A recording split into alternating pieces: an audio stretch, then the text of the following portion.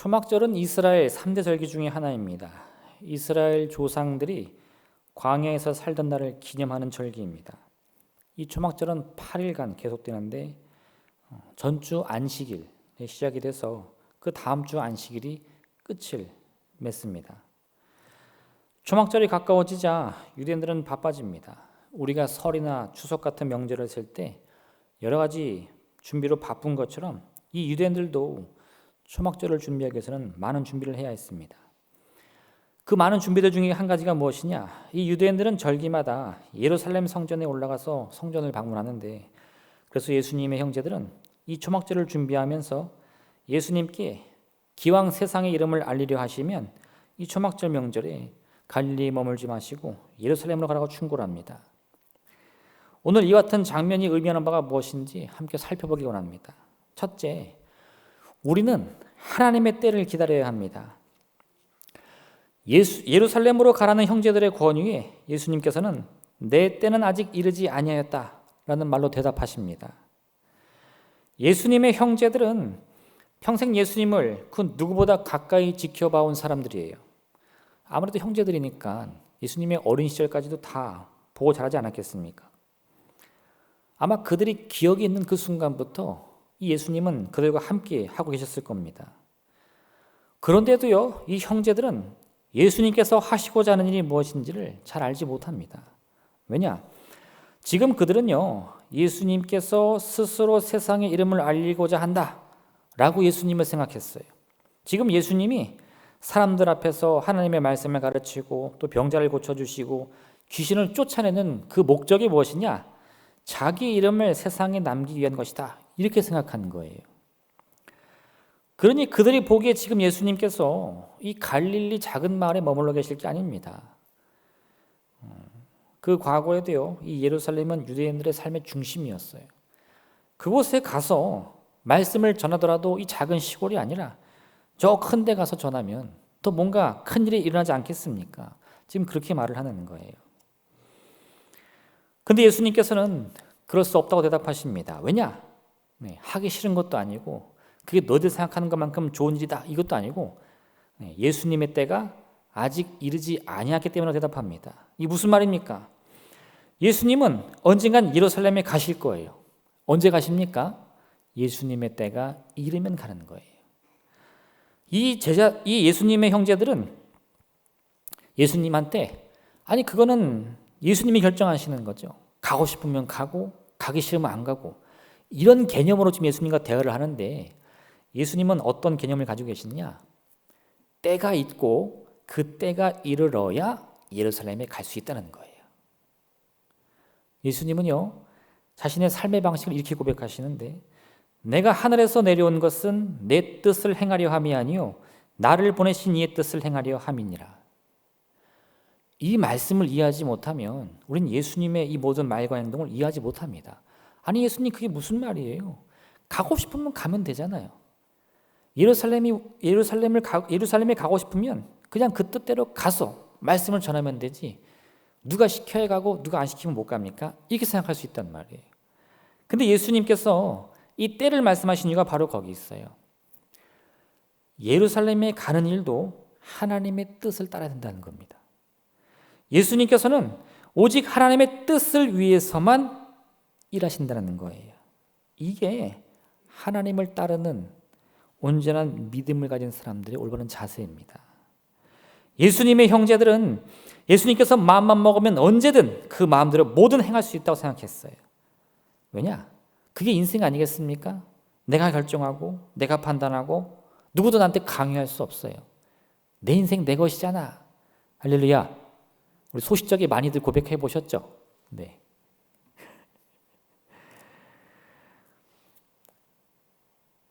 우리는 우리의 인생이 나의 것이라고 생각합니다.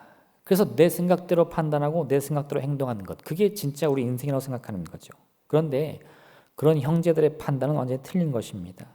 예수님께서는 우리 인생이라는 것이 마음대로 할 수 있어서 우리 인생이 아니라 하나님의 뜻을 행하기 때문에 참된 인생이다 이렇게 말씀하고 계세요. 만약 예수님께서 예루살렘으로 가신다면 그건 예수님의 의지가 아닐 겁니다. 하나님의 뜻일 것이며 하나님의 때가 이르렀다는 뜻이게 되는 거예요.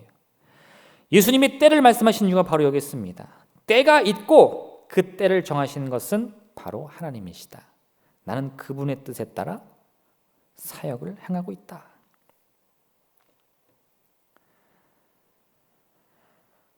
예수님이 본문의 말씀을 보면 예수님의 형제들은 먼저 예루살렘으로 떠납니다. 그런데 예수님도 사실 가지 않겠다 하고 가시는 거예요.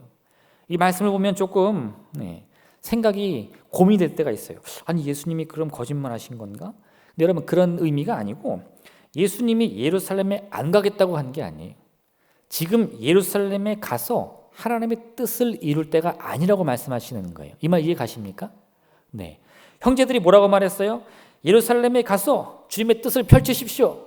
네, 아니요. 지금 예수님은 나의 뜻을 펼치기 위해 일하는 게 아니에요. 하나님의 뜻을 이루기 위해 일하기 때문에 하나님의 때에 하나님의 뜻을 이루기 위해 예루살렘에 가는 게 맞아요. 그런데 지금 이 본문의 말씀은 그것과 관계없이 뜻을 행하려고도 아니고 뭔가 일을 행하려는 것도 아니라 그냥 예수님이 이 명절을 지키기 위해 조용히 방문하시고 오시는 거예요. 그러니 그 의미는 전혀 다른 겁니다. 할렐루야. 이해되셨죠? 네. 예수님도요 예루살렘에 가실 거예요. 모든 사람들 앞에 환호를 받으며 예루살렘에 입성하실 겁니다. 그럼 어떤 일이 벌어지나요? 곧이어 가룟 유다가 예수님을 배신합니다. 예수님은 대제사장들에게 붙잡히고 밤새 신문을 받으신 후에 십자가에 달리고 고난 중에 돌아가실 거예요. 그런데 지금은 그때가 아닙니다. 그날은 하나님이 정하신 유월절이 될 것이고 지금은 초막절이에요. 그러니 예수님께서 이 예루살렘을 방문한 이유는 하나님의 뜻을 이루기 위한 하나님의 때가 아니라 그저 절기를 지키기 위한 예수님 개인 행동일 뿐입니다. 그런데 예수님은요 그런 개인 행동 이외의 모든 삶은요 하나님의 뜻에 따라 이루어지는 거예요. 이걸 잘 구분하실 수 있어야 돼요. 우리가 하나님을 믿는다고 해서 우리의 모든 판단, 우리의 모든 행동이 하나님의 뜻, 하나님의 때가 되는 게 아닙니다. 가끔 보면 혼동하시는 분이 있어요. 내가 예수님을 아주 오랫동안 잘 믿었다고 해서 내가 말하면 다 하나님의 뜻이 되고 내가 기도하면 다 하나님께서 응답해 주시는 줄 알았는데 아니요, 여러분. 그 아무리 오랜 신앙생활을 잘하셨다 하더라도요. 이 주객, 그죠? 네, 주인과 객이 바뀌면 안 돼요. 하나님은 어제나 오늘이나 영원토록 우리의 주인이시고 우리는 어제나 오늘이나 영원토록 그분의 뜻을 따르는 인생입니다. 할렐루야. 네. 이처럼 우리의 삶 속에서요, 우리는 하나님의 때를 기다릴 수 있는 믿음이 있어야 됩니다. 이게 무슨 말이냐? 그렇다고 해서 뭔가 갑자기 여러분이 밤에 잠을 주무시는데 환상 중에 때가 이르렀느니라 이런 응답이 들린다는 게 아니고 마음으로 내 인생 가운데 섭리를 행하시는 하나님의 손길을 바라보고 고백할 수 있어야 한다는 거예요. 인생이라는 게 우리 마음대로 돌아갑니까? 그렇지 않아요. 때로 그런 순간 우리는 고민하게 됩니다. 뭐가 문제인가? 여러분, 문제가 있어야만 인생에 내 마음대로 안 되는 게 아닙니다. 하나님의 뜻이 있기 때문에 내 마음대로 안 되는 경우가 있다는 거예요. 그러한 순간 조금 더 인내를 가지고 기도하면서 나를 향한 주님의 섭리가 뭔가 그걸 믿음으로 바라볼 수 있는 그런 자세가 있어야 된다는 거예요. 평소 우리의 삶은 우리 스스로의 의지와 선택으로 이루어집니다. 무엇을 먹을까? 무엇을 마실까? 네, 오늘 점심 뭐 드셨나요 혹시? 저녁은 뭐 드시고 오셨죠? 하나님께 응답받고 드신 분 계신가요? 오늘은 짜장면 먹어라. 오늘은 볶음밥 먹어라. 이건 아니에요. 그거는 우리가 선택함이 우리가 살아가는 인생입니다. 그러나 우리가 그와 같은 인생을 살아갈 때 우리의 진짜 인생의 큰 흐름 속에는 하나님의 섭리가 우리와 함께하고 있다는 거예요. 내가 먹고 싶은 걸 먹을 수 있다고 해서 그 하나님의 섭리도 내 마음대로 할 수 있는 건 아니라는 거죠.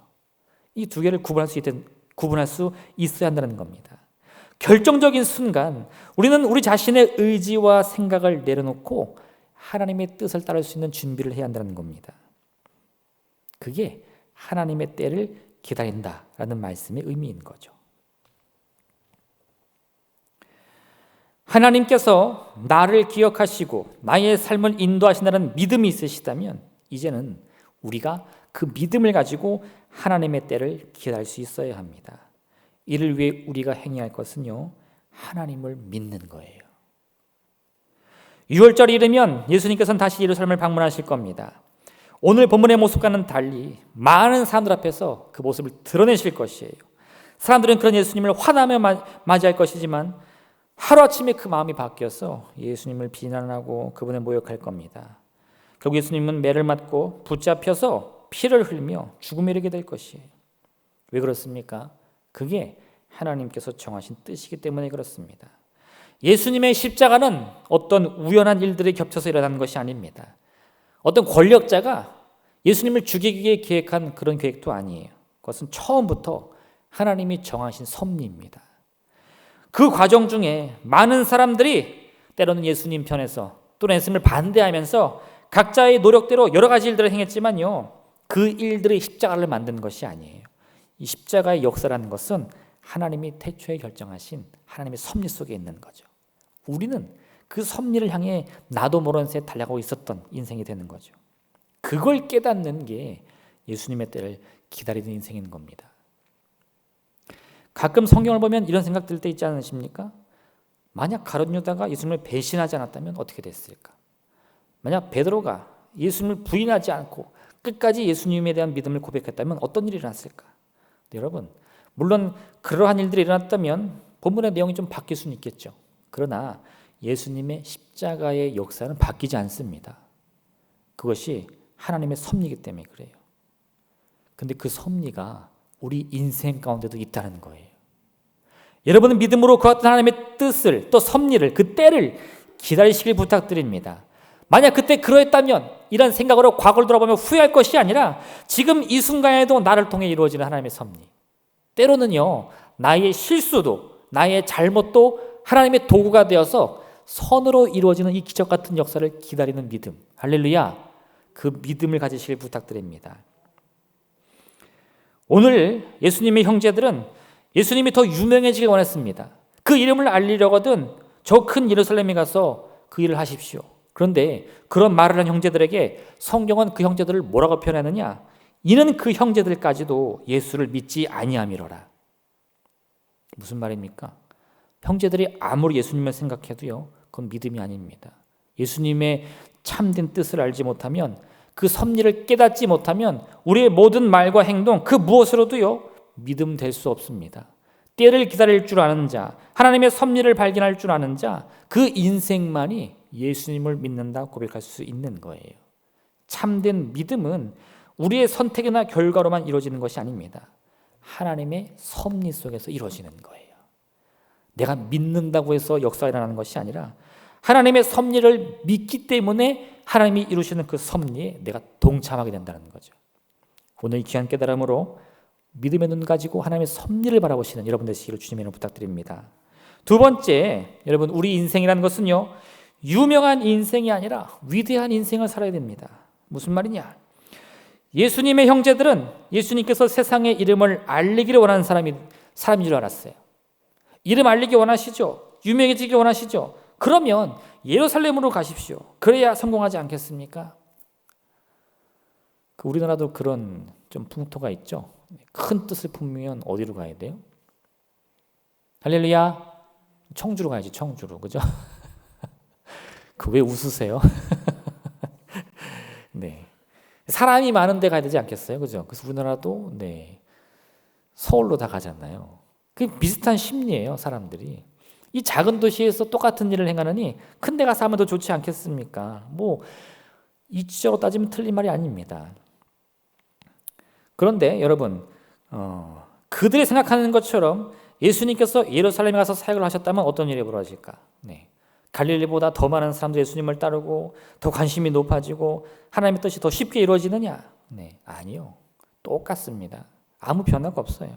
오히려 그러한 새로운 선택이 하나님의 새로운 섭리를 이루는 것이 아니에요. 예수님의 모습이 점점 소문을 통해 세상에 알려진다고 해서 하나님의 뜻이 바뀌는 것이 아닙니다. 예수님은 애초에 그 이름을 알리려고 하나님의 뜻을 행한 것이 아니라는 거예요. 우리는 입신양명, 세상에 내 이름을 알리는 것이 참된 성공이라고 생각합니다. 그래서 요즘에도 텔레비를 보니까 너도 나도 그 이름 알리려고 엄청 노력을 해요. 요즘 이 콘테스트를 포맷으로 하는 TV 프로그램 한번 보십시오. 사람들이요 거기 나와서 어떻게든 자기 얼굴 한번 더 보이려고, 그 이름 한 번 더 알리려고 개인기도 보여주고 뭐 별쇼를 다 보여줍니다. 사람들은 아주 신이 나죠. 재밌습니다. 즐겁습니다. 이제는 이 TV만이 아니라요, 인터넷을 통해서도 여러 가지 이런 프로그램들이 넘쳐나고 있어요. 그리고 거기서 성공한 사람들은 정말 하루아침에 스타가 되기도 합니다. 그런데 때로는 이렇게 이름을 알린 사람들이요, 오히려 그 이름을 알린 일 때문에 소위 말하는 유명세, 또 고통을 당하기도 합니다. 왜 그러느냐? 최근에 보니까 이제 아이돌로 막 이름을 알린 사람들이 그 과거에 행했던 일들이 하나씩 알려지게 되는 거예요. 지금 막 노래를 부르면서 춤을 추거나 연기를 잘하니까 사람들이 얼굴도 잘생겼고 너무 멋지다 해가지고 막 좋아해 주는데 누가 글을 올리는 거죠. 사실은 제가요 학창 시절에 친구들 괴롭히는 일진이었어요. 사실은 제가요 거짓말하고 돈 띄어먹었어요. 막 그런 과거들이 막 올라오는 거예요.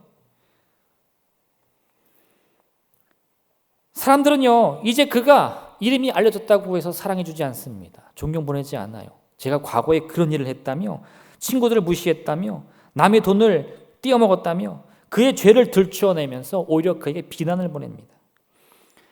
이름이 알려지는 것이 정말 우리 인생의 성공인가? 여러분, 우리는 깊이 고민해 봐야 됩니다. 타인의 슬픔을 알지 못하고 타인의 고통을 공감하지 못하는 인생이 그 이름을 세상에 알린다고 해서 정말 그게 무슨 소용이 있겠습니까? 그들이 바라보는 대중들은 그저 자기 이름 알렸다고만 해서 그런 이기적인 사람 인정해 주지 않습니다. 가수라고 했어요. 노래만 잘하면 되는 게 아니에요. 요즘에는 그 심성이 고와야 돼. 할렐루야, 할렐루야. 요즘엔 옛날이랑 달라요. 가수가 노래만 잘하면 됐지, 이제 그런 시대가 아닌 것 같아요. 왜요? 사람들은 이제 자기가 좋아하고 사랑하는 그 대상의 모습이 바른 모습이길 원합니다. 그저 유명한 사람이라고 다 좋아해 주지 않아요. 노래 한 곡 부른다고 했어요. 음정 박자 잘 맞추는 사람이 아니라 마음을 울리는 노래를 듣고 싶어 합니다. 내 슬픔을 위로해 주고 삶의 희망을 찾도록 내 마음을 일깨워주는 그런 노래를 듣길 원한다는 거예요. 근데 그런 노래는 어떻게 나느냐? 그건 실력으로 되는 게 아닙니다. 마음으로부터 준비된 그 심성으로부터 나오는 거예요. 아무리 노래를 잘하고 아무리 연기를 잘한다고 하더라도요, 타인의 마음을 알아주지 못하고 용서할 줄 모르고 감싸줄 줄 모르는 사람은 사람들의 마음 옮길 수 없습니다. 감동 줄 수 없습니다.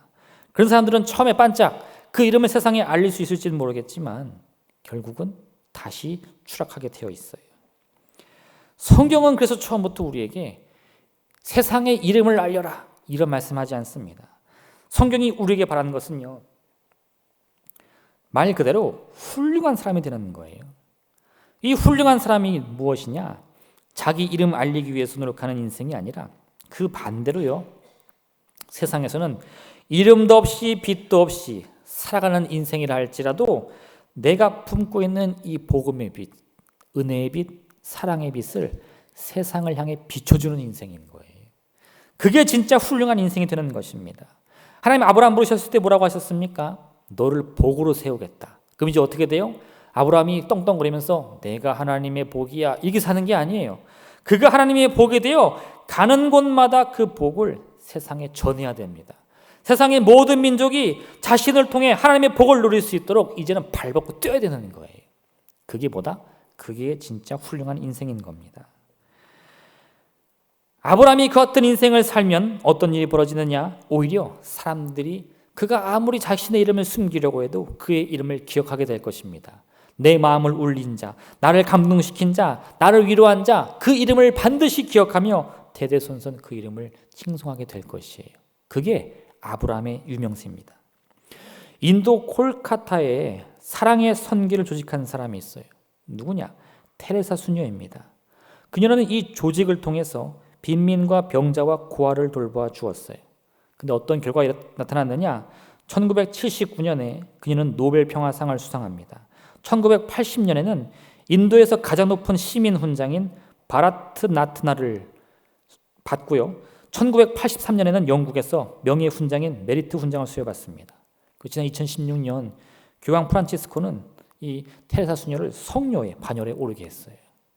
그럼 여러분 처음부터 이 테레사 수녀가 내가 인도의 빈민구제에 힘을 쏟아야겠다. 그러면 내 이름이 세상에 알려지고 노벨 평화상도 받고 훈장도 받고 성녀도 되겠지? 이렇게 생각했을까요? 아니요. 그녀는 그런 생각이 전혀 없었습니다. 생각하지도 못했어요. 자신이 무엇을 할 수 있을지 확신도 못했습니다. 그저 지금 당장 내 눈에 보이는 저 인도에서 굶어 죽어가는 사람들 한 사람 한 사람을 위해서 손을 내밀어 주었는데 그 일이 결국 그녀를 그러한 삶을 만들어 줬다는 거예요. 테레사 수녀가요, 인도로 향할 때 사실은 로마의 교황청도 그걸 반대했습니다. 그녀가 원하는 이 사랑의 수도원을 세워주려고 하지 않았었어요. 근데 이 테레사 수녀는요, 끊임없이 교황청에 요청해서 결국 자신이 원하는 바를 이뤄냈습니다. 무엇 때문에요? 세상에 내 이름 알려야겠다 라는 욕망이 아니라 저 죽어가는 사람을 어떻게든 살려야 되지 않겠습니까? 라는 사랑의 열정으로 말입니다. 그리고 그 결과가 그녀의 이름을 온 인류의 기억 남을 만한 이름으로 만드는 역사를 나타냈다는 거예요. 유명한 인생과 훌륭한 인생은 분명히 다릅니다. 사람들이 내 이름을 알아봐 준다고 해서 그게 진짜 훌륭한 인생이 되는 것은 아니에요. 다윗이 처음에 이스라엘 왕이 되었을 때요, 그때는 나라꼴이 말이 아니었습니다. 전임자였던 이 사울 왕이 힘을 모아 이스라엘을 구원했어야 되는데 이 다윗 미워하고 자기 왕위 지키려고 모든 국력을 다 낭비하다가 블레셋과의 전쟁에 패해가지고 이스라엘이 엉망진창이 되었어요. 다윗은요, 사울이 죽은 다음에 조용히 유다의 중심지인 헤브론에 가서 왕이 됩니다. 근데 또 그 꼴을 보자 이 사울의 아들이 만함에서 자기를 왕이라고 선포해버려요. 나라 두 쪽 날 쳐집니다. 이런 여러 가지 경제적인 사회적인 혼란을 다 수습하며 다윗은 나라의 기틀을 다지기 시작했어요. 그리고 나라의 안정을 위해서 자신들을 괴롭히는 적군과 싸우기 시작합니다. 근데 또 그 과정이 어떤 결과를 주느냐? 다윗이 가는 곳마다 원수가 생기는 거예요. 그렇게 전쟁을 많이 치렀는데 누가 다윗을 좋아하겠습니까? 이웃의 모든 나라들이 다 다윗을 싫어하는 거예요. 심지어 누구도요? 그의 친아들도 다윗을 죽이려고 했어요. 그런데도 다윗은 백성들에게 가장 사랑받고 존경받는 훌륭한 왕이 되었습니다. 그 이유가 어디 있겠습니까? 솔로몬의 경우를 한번 살펴보십시오. 솔로몬이 왕이 되었을 때는요, 이미 그런 많은 것을 갖고 있었어요. 아버지가 물려준 왕권이 있었고 왕실의 부가 있었고 이스라엘은 이미 기초가 탄탄히 잡힌 이 가나안 지역의 부강한 나라였습니다. 더군다나 솔로몬은요, 성전을 짓고 기도하다 하나님께 응답받아가지고 전무후무한 지혜도 선물로 받았어요. 그럼 그가 부족한 게 뭐가 있습니까? 솔로몬은 이 놀라운 기초를 가지고 새로운 왕궁도 지었고 하나님을 위한 성전도 지었어요. 근데 문제는 무엇이냐? 그의 통치 말년에 그 삶이 뿌리채 흔들리는 거예요. 하나님을 잃어버리고 우상을 숭배합니다. 하나님의 말씀에도 귀를 기울일 줄 모릅니다.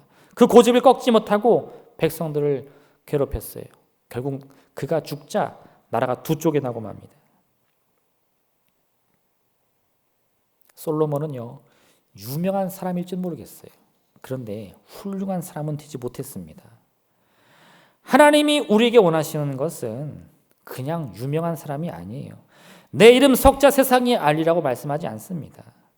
우리는요, 이 세상을 향한 하나님의 은혜의 빛, 축복의 빛, 위로의 빛, 치료의 빛, 그 귀한 사랑의 빛을 비추는 하나님의 통로일 뿐입니다. 그 일만 잘 감당하면 돼요. 그럼 어떤 일이 벌어지느냐? 나는 굳이 내 이름 알리고 싶지 않아요. 그런데 하나님이 나를 높여주시는 거예요. 그 인생이 뭐다? 그게 진짜 훌륭한 인생이 되는 겁니다. 여러분, 유명한 게 중요한 게 아니에요. 훌륭해지셔야 됩니다. 할렐루야. 마지막 세 번째, 그럼 여러분, 이 훌륭한 삶에 대해서 우리가 할 일이 무엇이냐? 우리가 하는 이 말과 생각에 여러분의 삶을 거셔야 돼요. 할렐루야. 이거 아주 중요합니다. 훌륭한 인생을 살기 위해서 우리는 우리의 말과 행동 속에 우리의 인생, 우리의 생명도 걸 수 있어야 됩니다. 무슨 말이냐? 쉽게 말하면 이렇게 설명할 수는 있을 것 같아요. 언행일치, 많이 들어보셨죠? 네, 말과 행동을 일치하라. 근데 이 조금 깊은 의미가 있습니다. 제가 그 차이를 좀 설명드리고 싶은데, 우리가 어떤 사람을 보면 말을 참 잘하는 사람이 있어요. 감동을 받죠. 야, 저 사람 참 훌륭하다. 근데 그 사람의 이 개인적인 삶을 어떻게 하다 알게 되었더니 참 실망스러운 면이 많은 거예요. 말은 참 잘했는데 저 사람도 결국은 나랑 다를 바가 없구나. 그래서 실망을 하게 되죠. 근데 여러분, 그건 너무 당연한 거예요. 제가 얼마 전에 우리 큰애가 요즘에 수학으로 좀 고생을 하더라고. 그래가지고 이걸 어떻게 가르칠까 하다가 한 선생님을 만나게 됐어요. 과외 선생님을. 유명한 선생님이라고 동네에서 소문이 났더라고요. 상담을 좀 받아봤습니다. 그때 선생님이 이 아이들을 가르치는 그 이야기를 자기가 어떻게 가르치는지 얘기를 해주는데 열정이 너무 대단하신 거예요. 네, 어떻게든 그 아이의 실력과 그 미래를 밝혀주기 위해서 이 수학이라는 과목 안에서는요 정말 최선을 다할 것 같은 느낌이 막 들더라고요. 근데 상담을 막 하다 보니까 이런 얘기가 나왔어. 근데 그분이 한 가지 어려움이 있대. 뭐냐? 내가 이렇게 나름대로 자부심이 있는 수학 과외 선생님인데 자기 아들은 죽었다 깨도 못 가르치겠다는 거예요. 네. 동네에서도 이미 어머니들 사이에서 유명한데 자기 자식은 마음대로 안 된다는 거예요. 제가 그 얘기를 듣고 무슨 생각이 들었는가? 네. 중이 뭐예요? 네, 제 머리 못 깎는구나. 네. 여러분, 우리 모두에게는 분명한 한계가 있습니다. 우리가 때로는 나는 진짜 언행일치 잘해 라고 생각하지만 사실 그런 사람 많지 않아요. 할렐루야, 할렐루야. 자신 있으신가요? 네. 말과 행동을 일치한다는 건요 생각보다 참 힘들고 어려운 일입니다. 더 힘든 게 뭔 줄 아세요? 내가 한번 고백한 그 말에 내 인생을 거는 건 진짜 어려워요. 근데 여러분, 그게 우리가 바라봐야 할 신앙의 목표가 되어야 할 줄로 믿습니다. 우리 말 한마디 한마디에요 우리 인생도 걸 수 있어야 돼요. 왜요? 그게 진짜 훌륭한 인생을 사는 비결입니다. 얘기를 한번 들어보세요. 양을 돌보는 두 사람이 있었습니다. 한 사람은 그 양의 진짜 주인이었고 다른 사람은 그저 품삯을 받고 일하는 사꾼이었어요. 둘이 함께 양을 돌보고 있는데 저 멀리서 무서운 곰이 양떼를 잡아먹으려고 으르렁대면서 뛰어오는 거예요. 저도 이 곰을 실제로 본 적이 없어서 잘 몰랐는데 예전에 어떤 영화를 보고 그 무서움을 깨달았어요. 이 어마어마한 덩치로 뛰어오는 이 곰이요, 자동차도 넘길 만큼 힘이 어마어마한데 그 손으로 한번 이렇게 후려치면 사람은 살아남을 수가 없다고 하더라고요. 무시무시합니다. 근데 그런 맹수가 뛰어올 때 어떤 일이 벌어지느냐? 양을 지키는 진짜 목자는요, 목숨을 걸고서라도 곰과 싸웁니다. 그런데 하루 품삯 받고 일하는 이 사꾼은 어떻게 해요? 주랭랑을 치는 거죠. 왜요? 근데 목숨값이 하루 일당밖에 안 돼요? 여기는 양 다 죽어도 상관없어요. 왜? 내 하루 일당 포기하고 말지 거기 목숨 안 겁니다. 참된 목자는요, 양 한 마리에도 자기의 목숨을 겁니다. 그래서 우리는 그를 참 목자라고 부르는 거예요. 그런데 사꾼은 아무리 돈을 많이 줘도 거기에 목숨 걸지 않습니다. 내가 내뱉은 말, 내가 하는 행동에 생명 걸지 않아요. 왜요? 내 생명보다 중요한 것은 없으니까. 이게 목자와 사꾼의 진짜 차이입니다. 만약 우리가 우리의 말과 행동에 내 인생 걸 수 없다면 우리는 그저 사꾼에 관한 인생을 살고 있는 것뿐입니다. 예수님을 따라 이 세상을 향한 이 세상의 무지한 이들을 이끌 수 있는 참된 목자를 꿈꾸신다면 우리의 말과 행동에 우리의 인생이라도 걸 수 있는 용기가 있어야 할 줄로 믿습니다. 물론 여러분, 서두에 말씀드린 것처럼 결코 쉬운 일 아닙니다. 누구나 할 수 있어서 하라는 거 말씀드리는 거 아니에요. 왜냐? 결국 제가 말씀드리는 이 말과 행동에 여러분의 인생을 걸어라. 이게 십자가의 고난의 길인 거예요. 예수님께서는 자신의 뜻을 세우기 위해서가 아니라 하나님의 뜻을 이루기 위해 하나님의 때를 기다리셨습니다.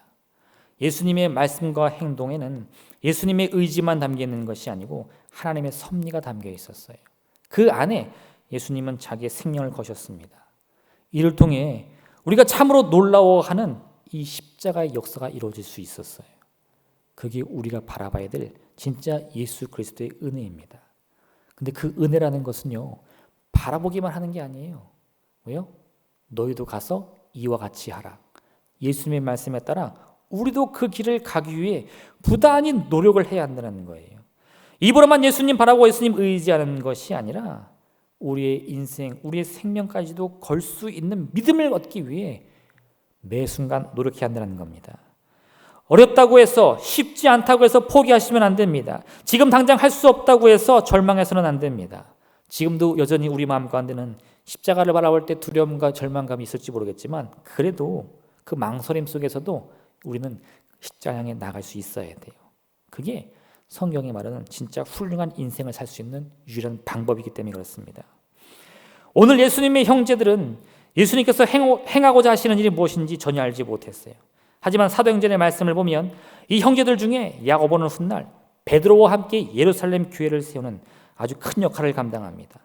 또 성경이 말씀하고 있는 말과 행동의 일치는 그저 그것을 똑같이 맞추는 것이 아니라 예수님을 우리의 구세주로 고백하며 내 인생을 거는 믿음이라고 말씀하고 있어요. 베드로가 예수님 잡혀갈 때 어떻게 했죠? 예수님 부인했습니다. 저주했어요. 그런데 그 인생이요, 훗날 예수님을 다시 만나고 그 마음이 회복되자 그 생명을 그 복음에 걸게 됩니다.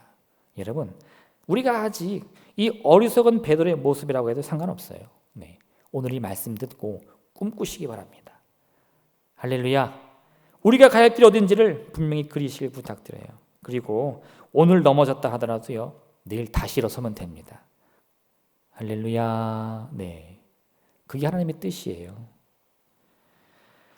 우리가 그와 같이 오직 믿음으로 우리의 믿음의 목표를 향해 달려나가고자 노력한다면 하나님은 우리의 부족한 인생을 통해서도 크신 역사를 반드시 이루어 주실 줄로 믿습니다. 그 기적이 우리 인생 가운데 일어날 줄로 믿습니다. 여러분, 세상에 이름 알리려고 노력하지 마세요. 별로 의미 없습니다. 오히려 이름이 알려지지 않는다 하더라도요, 빛도 없이 소리도 없이 노력한다 하더라도 하나님의 말씀과 그 뜻에 따르게 노력해 보시길 부탁드려요. 하나님이 높여주시면 세상에 누구도 낮추지 못할 줄로 믿습니다. 그 귀한 인생 가운데 하나님의 은혜와 축복 속에 살아가는 여러분 되시기를 주님의 이름으로 축원드립니다. 기도하겠습니다. 사랑해 주님 감사드립니다. 참으로 우리의 인생 하나님 주님의 섭리가 있을 줄로 믿습니다. 믿음으로 바라보게 도와주시옵소서. 보이지 않고 들리지 않는다 할지라도 믿음으로 하나님 그 소망을 우리 마음에 품게 하여 주시옵소서. 그러므로 우리의 인생 가운데 하나님의 뜻, 하나님의 때를 발견하게 도와주시옵시고 그 말씀 가운데 온전히 순종하여 우리의 부족함 속에서도 주님께서 이루시는 놀라운 역사와 그 기적을 체험하게 도와주옵소서. 하나님께서 반드시 우리와 함께 하십니다. 우리를 주님의 귀한 일꾼으로 사용하실 줄로 믿습니다. 거룩히 준비되어 쓰임받는 인생 되게 허락하여 주시옵시고 하나님의 귀한 역사 가운데 하나님 그 빛을 세상에 비출 수 있도록 도와주시옵소서. 감사드리며 예수님의 이름으로 기도드립니다. 아멘.